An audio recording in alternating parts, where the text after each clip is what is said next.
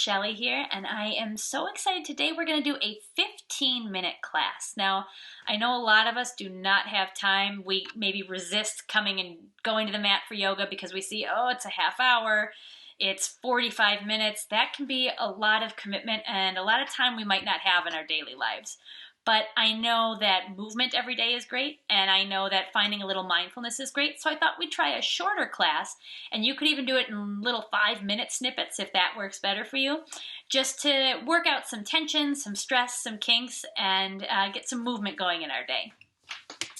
Now, I planned this one as a desk yoga class, because a lot of us have been sitting at desks maybe longer than usual. Maybe we're sitting in less than ideal situations because we're working from home or we're studying from home. And I thought that that's also an area where we build up a lot of tension. If we're sitting and typing or we're sitting and writing, you can get a lot of tension in your shoulders, in your upper back, in your neck. So I thought those were the areas that we'd target today. Now, you can do this one sitting in a chair right at your desk. You could do this one sitting on the floor if you have floor space. You could also do it sitting on the edge of your bed, maybe when you first wake up to work out some of those sleep kinks, or right before you go to bed to have a nice peaceful rest. You could even do this one sitting on your couch if you want to do it and have it right next to you and have a nice relaxing wind down at the end of the day. So we're going to sit in our chair, and we want to start with our head over our heart and our heart over our pelvis. And that's going to look a little different for everybody. We're all shaped a little differently, but just make sure it feels like your body's in a nice, supported, straight line. And the very first thing we're going to do, it's pretty simple, is we're going to take our hand, put it on our chest, take your other hand and put it on your belly, and take a deep breath in, so deep that you feel your belly. So you want to send the air right down and actually feel the hand on your belly move out a little. So breathe in and breathe out. Just that one breath, at least for me, all of a sudden I feel a little more calm, maybe a little more focused or centered. It can have a great impact. So for the next two, we'll take 2 more breaths. Go ahead and close your eyes if you feel comfortable, or you can just soften your gaze and not really focus on anything in particular. So breathe in and exhale. And do one more. Try to take the biggest breath you've taken so far today. Breathe in. And breathe out. Great job. Now I thought I'd also introduce one more breath technique. If you go away from today's class and the only thing you remember was, hey, taking those few deep breaths really helped me de-stress or help me lose a little tension or relax a little, I would consider that a win. Taking a few conscious breaths throughout the day, taking some moments to just sit and breathe, even if it's 1 breath or 3 breaths, is huge. That's wonderful. So now we're going to do a little bit deeper of a breath technique that involves moving our fingers and saying some words together. So I teach this all the way from little kids all the way through seniors. So it's a great technique to have in your toolkit for everyone. And it's really wonderful and calming as well. So I just want you to practice. I'm going to hold my hands kind of funny just to show you what I'm doing. So I'm taking my thumb and touching my index finger, middle finger, ring finger, pinky. All right, so we're going to breathe in. You can rest your hands on your desk. You can rest your hands on your legs, wherever feels good. And we're going to breathe in. And then we go, peace begins with me on the exhale. All right, let's try that one more time now that we know what we're doing. Breathe in. Peace begins with me. Great work. Let's do that one more time. Breathe in. And on the exhale, peace begins with me. Now that one's really wonderful. It's a really calming breath, and it helps us focus a little more because we're blending a little bit of movement with our breath. We're blending some words with our breath. And the really cool thing about it is you can use it anywhere. You can, if you're a student or a teacher and you're feeling a little bit stressed or a little scatterbrained, you can help get out of that thinking mind and just take a break, and you can do it under your desk and no one even knows you're doing it, and just say the words in your head as you breathe. If you're in line at the post office or Starbucks or wherever you happen to be going these days, it's probably going to be a little longer and a little slower. You can do it right at the side of your legs while you're standing there waiting and say it in your head again. You can do it in traffic. Another great time to do it is right before bed. If you're laying down and you're almost ready to drift off to sleep, that's a way to kind of just help yourself get into a more peaceful mode and get ready for rest. So now we work through our breathing. We're going to keep breathing, of course, but we're going to do some more active movements. So like we said, we're targeting neck, we're targeting shoulders, upper back, all those areas that get tense when we're sitting like we shouldn't. Maybe we're not in an ideal desk. Maybe we're writing a lot and now we feel a tension here. We're going to try to work through those a little.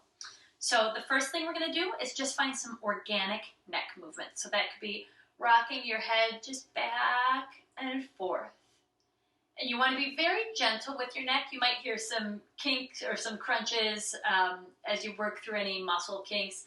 But anything that hurts, you want to pull out of that. You want to stop if it actually feels like pain. But this usually feels really great. You can do some circles, lead with your nose, and that way you're not going to crank your neck too much if you kind of imagine you're drawing circles with your nose. You could shake your head no, nice and slowly, and feel that full extension of the muscle. You can nod your head yes. Again, nice and gently and slowly. All right, and wherever you're at, come back to center with your last movement. And now we're going to do a little more focus stretching on our neck. So I want you to take your head and bring your left ear over your left shoulder, any amount. You don't have to scrunch. We want to keep that nice length in our body. And then you might be here and you might be feeling a huge stretch on the right side of your neck, and that's great. If you want to go a little deeper, breathe in and raise that left hand up and just gently rest it on your head. Don't push down, just rest as a little counterweight. And if you'd like to go deeper still, you can bring your right arm, put it down next to you. You can point your fingers towards the sky and you'll feel a stretch through your forearm when you do that, a little bit more here into your shoulder from your neck. You can also leave it static or breathe in and raise your arm to the level of your shoulder. Breathe out and lower it. Let's try that once more. Breathe in, up to the shoulder, and breathe out.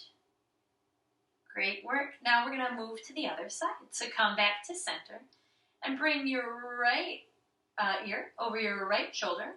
And again, this might be where you need to be today, and every day is going to be different, and each side of your body is going to be different. Today I feel a little different in my right side than my left side. So go ahead and breathe in and raise your hand up and place it on your head if you'd like that extra weight. And then we can take our left arm out to the side and point our fingers with a static hold. Keep it down to the side, or do the lift and lowers. So if you're doing lift and lowers, go ahead and follow with me. Breathe in and breathe out. Once more, breathe in and breathe out. Great job. And now I always like to just work that out a little. So do a couple rolls to the back, couple rolls to the front, getting those shoulder muscles moving. Great work. And now we're going to bring our hands to our sides. We're going to breathe in, raise them to shoulder height, and kind of feel like you're pressing down. Not super hard, but like you're pressing against something. Feel a little resistance. And then we're going to breathe in, raise our arms up overhead, breathe out, and go nice and slowly, again, like you feel a little resistance, and then stop when they're at shoulder height. Good work. Breathe in. And breathe out. Pressing, pressing, pressing. Nice job. Once more, breathe in. And then as we breathe out, we're going to bring our arms back to cactus or goalpost arms. And you can even put a little bend in your back if that feels good. If not, just stay straight. Breathe in and raise those arms up once more. Breathe out and bring them down, goalpost, cactus arms. And then bring them behind your head. We'll take a breath here. Try to keep your elbows wide as you're able. Some they like to kind of move in, so try to keep them wide. It keeps your chest open and a lot of your arm muscles open as well. And then we're going to breathe in and exhale to the side, any amount. Breathe in again. And then twist to the other side, any amount that's comfortable. Breathe in to come back to center, and slowly lower your hands. That feels pretty good. At least for me, that felt really good.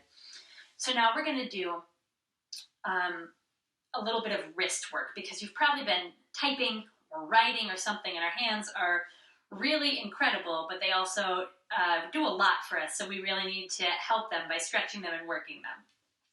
So the first thing we're going to do is we're going to breathe in and push our hands out in front of us. Push, push, push. And then as we exhale, bring them back towards your cheeks, wipe down, and then you'll feel your shoulder blades go down your back as you bring your arms to your side. Good work. Let's try that 2 more times. This one takes a little bit to get used to. Breathe in and push, push, push. Breathe out, bring your hands back, elbows wide, brush them down your cheeks, and arms to the side. Let's do that one last time. Breathe in, push, push, push.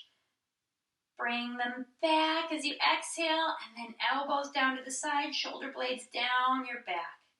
Great work. All right, so that works a lot of the upper back muscles. Now we're going to focus just on the wrists. So I want you to bring your arms back out front.